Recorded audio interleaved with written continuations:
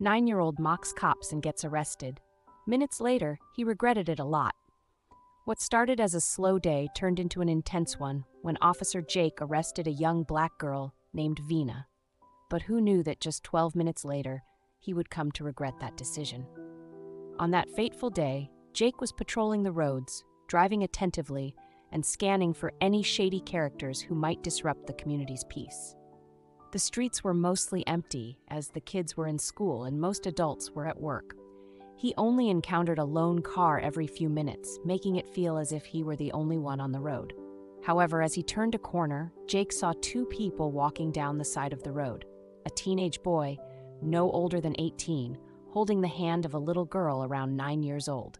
They walked hand in hand, laughing as the girl jumped up and down.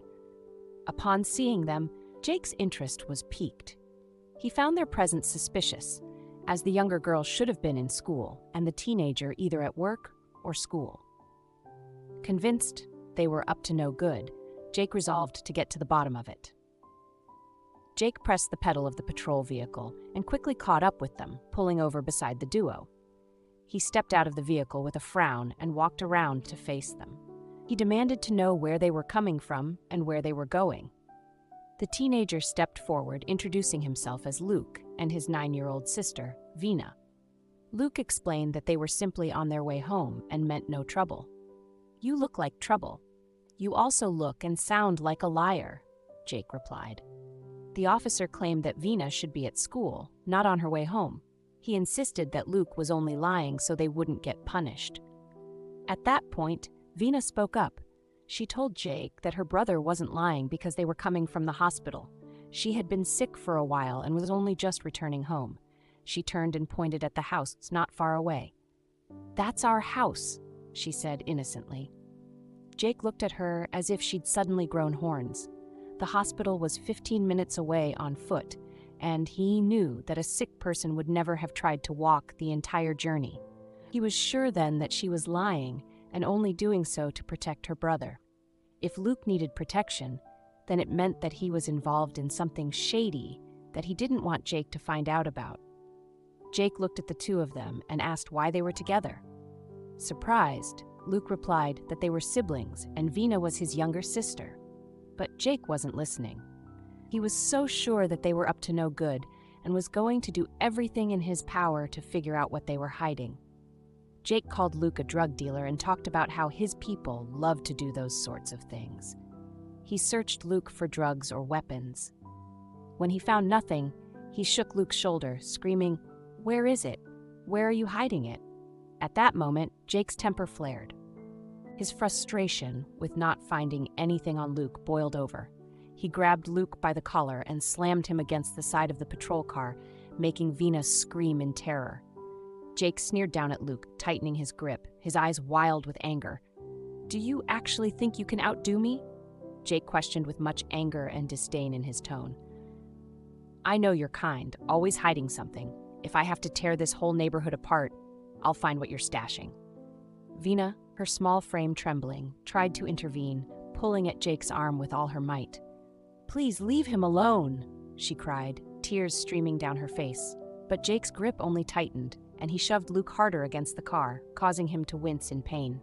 Luke choked, his eyes full of terror, yet he was able to utter the words, "We are not trying to cover anything up. You are just a cop who is being aggressive." Jake's rage hit a new peak. He yanked Luke away from the car and threw him to the ground. "You've just made the biggest mistake of your life, punk," he snarled. In that instant, Jake's true nature was laid bare. He was no longer just a cop on a power trip, but a man who took pleasure in exerting control over those who couldn't fight back. Vena, now full of fear but unyielding, looked at Jake with puffy eyes from crying. "You'll regret this," she said. "I promise you, somebody will see what you are doing, and you will be the one in trouble." But Jake only laughed, a harsh, bitter sound.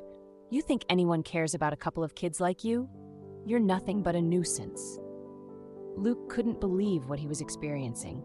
He swore he was none of those things Jake called him. In response, Jake pushed him to the ground and ordered him to shut up. When Luke tried to get back to his feet, Jake shoved him down again. Next thing he knew, Jake began to pull out his handcuffs, ready to arrest Luke. "Nobody harasses a cop and goes free. No one," Jake yelled. Luke was shocked. He was the one getting harassed.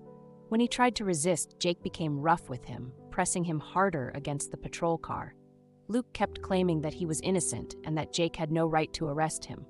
The officer simply told him that he was going to make sure he went away for a long time. Luke, sick of being treated unfairly and falsely accused, mustered all his courage and kicked the patrol car door with unexpected force. Jake was taken aback when the door banged back into his side, causing sharp pain in his ribs. "How in the hell?" With a yell, Jake staggered a little. Luke took the risk and ran away, adrenaline propelling him forward at a rapid pace. His heart raced in his chest as he ran for the closest alley. Even when Vena begged him to stop, he couldn't. He wasn't going to let some corrupt cop throw him in a cell for something he didn't do. Furious now, Jake recovered swiftly. He yelled, "Get back here, you little punk!" and grabbed his radio to summon help. That is, until something darker seized him. He made the decision to take care of things on his own and didn't seek assistance. Grinning like a predator, he dashed after Luke, reaching automatically for his baton. Luke, feeling Jake gaining on him, darted around a corner, his lungs burning. But the alley he turned into was a dead end. Trapped, he turned to face the approaching officer, who now had his baton out, eyes blazing with fury. "You think you can run from me?"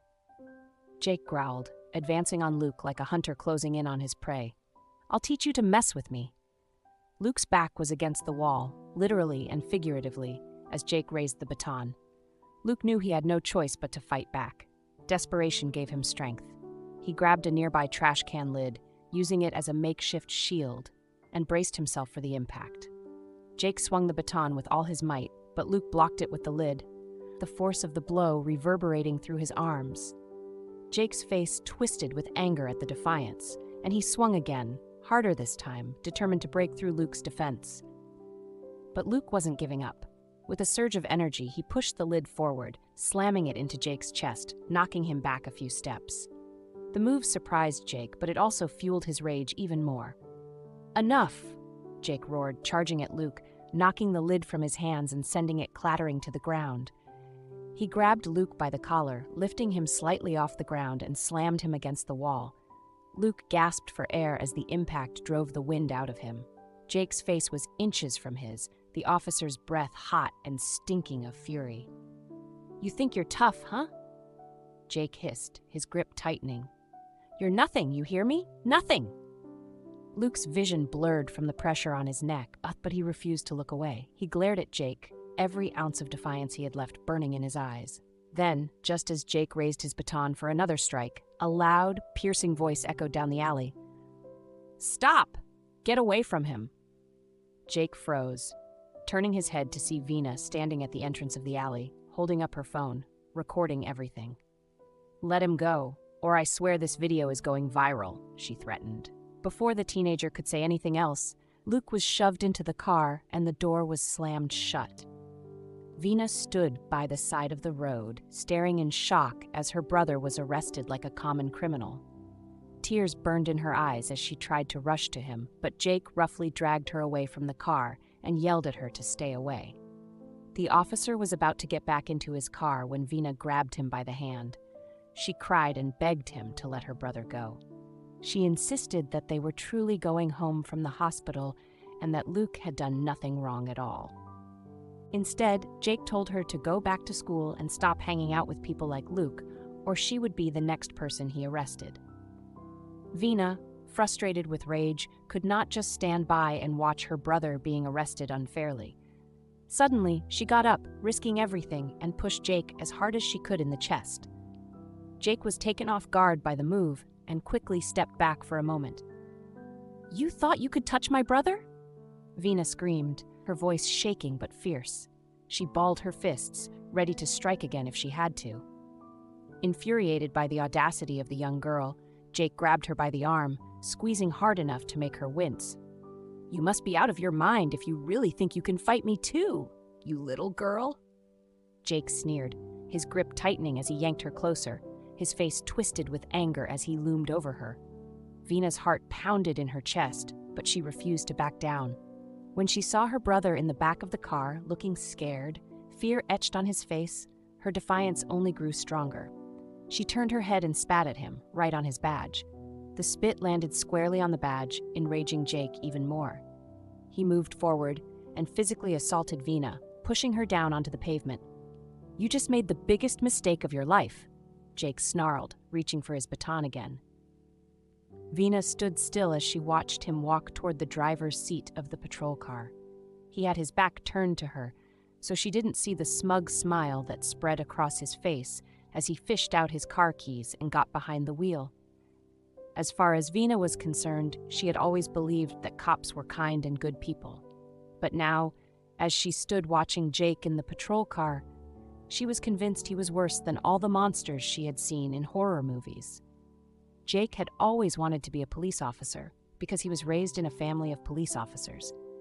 Being the fourth generation, his career was an honor for both him and his family. However, Jake took his heritage to an extreme, harboring a belief in white superiority and considering himself above the law. His bias was evident in his track record and the way he handled arrests. Jake was quick to judge any black person he encountered, always assuming their guilt before even considering the facts. One night, Jake saw a black man, a lone pedestrian, in a particular residential area. For no reason at all, Jake stepped up and slid his black and white patrol car in front of the man's path, stopping him in his tracks. Rather than trying to establish what was going on, Jake was out of the car before the man could even speak and had him by the collar, holding him tightly against the hood of the car. "What are you doing out here, punk?" Jake growled, his face inches from the man's. The man tried to explain that he was just walking home from a late shift, but Jake wasn't listening. He shoved him harder against the car, twisting his arm behind his back until the man cried out in pain. "So, you're just strolling here, trying to cause havoc?" Jake yelled as he whipped out his baton. He slammed it down on the man's legs, and the man fell to the ground with a shriek. Jake didn't stop there. He continued piling blows onto the man's ribs, spitting vulgarities and inflammatory words with each strike. "You think you're better than me? I know you're kind, always looking for trouble," Jake hissed as he cuffed the man, yanking him to his feet with brutal force. Blood dripped from a gash on the man's forehead where his head had hit the hood, but Jake didn't care. He dragged the man to the back of his patrol car and shoved him inside, slamming the door with a vicious smirk. Back at the station, Jake wrote up a report filled with lies, claiming the man had resisted arrest, was carrying a weapon, and had been acting suspiciously. He knew no one would question his word over that of a black man. It was just another night for Jake, another life ruined without a second thought. Jake had developed a habit of profiling and abusing black individuals, often resorting to unnecessary force if they didn't comply with him as easily as he wanted. He was particularly violent with black people, sometimes even beating them up. He would often fabricate claims that they were assaulting him, saying he was forced to defend himself. Since it was always his word against theirs and there was never any evidence to disprove him, he managed to avoid accountability. Nothing thrilled Jake more than putting handcuffs on young black men. It was the highlight of his day. Unsurprisingly, Jake's attitude was the complete opposite when it came to white people. He took their side and wouldn't stop until he got them off the hook, exonerating them of any wrongdoing. If they were guilty, he might even eliminate traces of the crime if he knew them personally. Jake was a corrupt police officer who brought racism into his misconduct. As the years went by, claims of physical violence from Jake emerged as major concerns.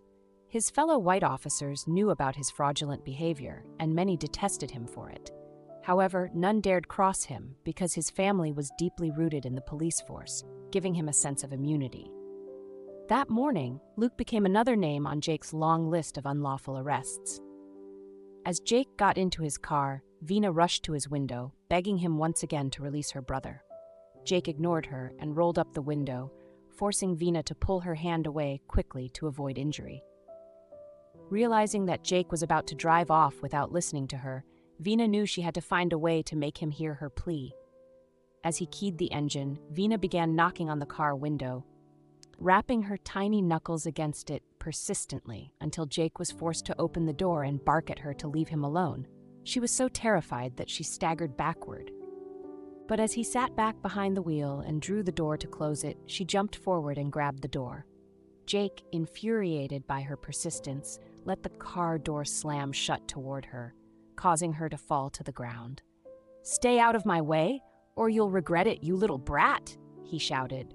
He slammed the door shut again and was about to start the engine when Vena ran back to the window and knocked on it once more. She continued her desperate pleas, and although Jake considered driving off anyway, he was concerned about hitting her. The potential consequences of such an accident were not worth the risk. Instead, he opted to get rid of her another way. He opened the window and barked at her harshly again. This time, she ran off, calling him an ugly, crazy cop. But she didn't run far.